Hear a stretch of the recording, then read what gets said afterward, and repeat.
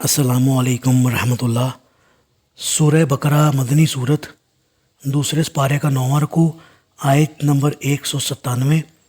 اعوذ باللہ من الشیطان الرجیم، بسم اللہ الرحمن الرحیم۔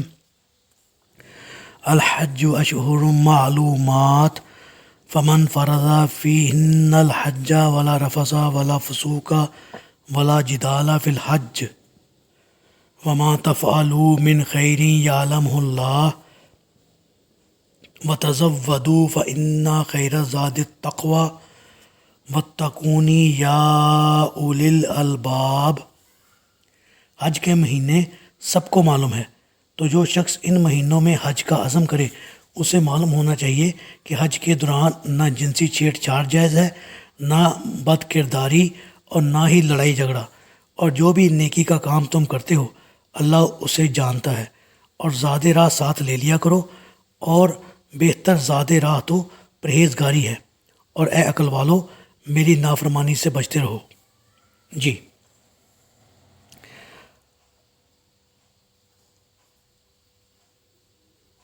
یکم شوال سے 10 ذی الحجہ تک کی مدت کا نام اشہر حج ہے۔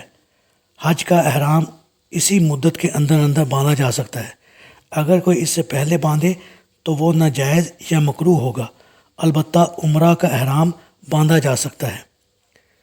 عبداللہ بن عمر رضی اللہ تعالیٰ عنہ کہتے ہیں کہ ایک شخص مسجد میں کھڑا ہو کر پوچھنے لگا، یا رسول اللہ، ہم احرام کہاں سے باندھیں؟ آپ صلی اللہ علیہ وآلہ وسلم نے فرمایا، مدینہ والے ذوالحلیفہ سے باندھیں، شام والے جحفہ سے، اور نجد والے کرن سے، اور یمن والے یلملم سے۔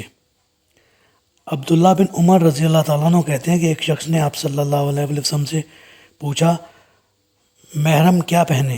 فرمایا، وہ نہ قمیض پہنے، نہ امامہ، نہ ٹوپی، اور نہ وہ کپڑا جس میں زعفران لگا ہو، اور اگر چپل نہ ملے تو موزے ٹخنوں سے نیچے تک کاٹ کر پہن لے۔ ہر وہ حرکت یا کلام جو شہوت کو اکساتا ہو رفث کہلاتا ہے، اور اس میں جمع بھی شامل ہے۔ فسوق اور جدال اور ایسے ہی دوسرے معصیت کے کام اگرچہ بجائے خود ناجائز ہیں، تاہم احرام کی حالت میں ان کا گناہ اور بھی سخت ہو جاتا ہے۔ اور رسول اللہ صلی اللہ علیہ وآلہ وسلم نے فرمایا، جس نے اللہ کے لیے حج کیا پھر اس دوران نہ بے حیائی کی کوئی بات کی اور نہ گناہ کا کوئی کام کیا، وہ ایسے واپس ہوتا ہے جیسے اس دن تھا جب وہ پیدا ہوا۔ ابن عباس رضی اللہ تعالیٰ عنہ کہتے ہیں کہ یمن کے لوگ حج کے لیے آتے لیکن زاد راہ ساتھ نہ لاتے اور کہتے کہ ہم اللہ پر توکل کرتے ہیں، پھر مکہ پہنچ کر لوگوں سے مانگنا شروع کر دیتے۔ اس موقع پر یہ آیت نازل ہوئی۔ نیز ضرورت کے وقت مانگنا اگرچہ ناجائز نہیں، مگر اسلام نے سوال کرنے کو اچھا نہیں سمجھا۔ آپ صلی اللہ علیہ وآلہ وسلم نے فرمایا ہے، دینے والا ہاتھ لینے والے ہاتھ سے بہتر ہے، اور بلا ضرورت مانگنا اور پیشہ کے طور پر مانگنا تو بدترین جرم ہے۔ آپ صلی اللہ علیہ وآلہ وسلم نے فرمایا ہے کہ جو شخص مانگنے کو عادت بنا لے گا وہ قیامت کو اس حال میں اٹھے گا کہ اس کے چہرے پر گوشت کا ٹکڑا تک نہ رہے گا۔